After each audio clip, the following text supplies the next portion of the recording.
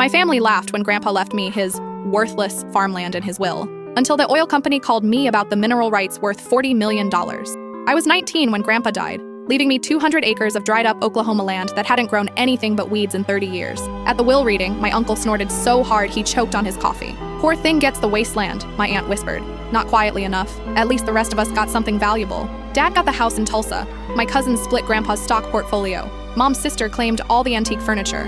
I got dirt, a rusted tractor, and a farmhouse with a caving roof. "You can sell it for taxes, maybe," Dad said, patting my shoulder like I'd lost the lottery. I didn't care. I'd spent every summer on that land with Grandpa while everyone else was too busy. We'd sit on the porch at sunset and he'd talk about his father homesteading there in 1891, how the land remembered everything. "This ground has stories buried deep," he'd say. "Someday it'll tell them to someone who listens."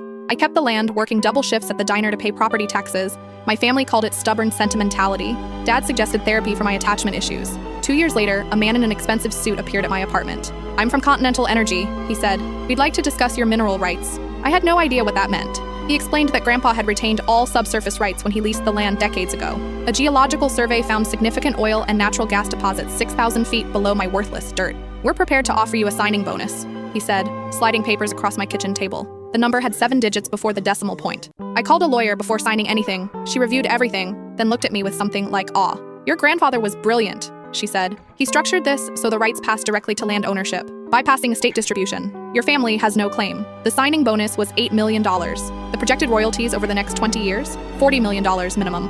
I didn't tell anyone for 6 months. I paid off my student loans, bought a modest house, and kept working at the diner. I watched my family at Thanksgiving, complaining about property taxes and investment losses. Dad mentioned selling Grandpa's Tulsa house. "The market's terrible. We'll barely break even." "That's rough," I said, passing the potatoes. My aunt sighed dramatically. "At least we didn't get stuck with that awful farm like some people."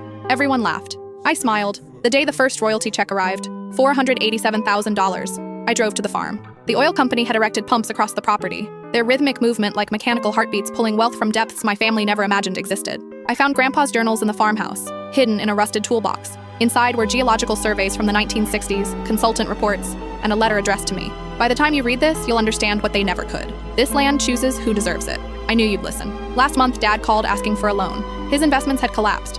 Could I spare $20,000? "I'm just a diner waitress," I said. "I can barely cover my own bills.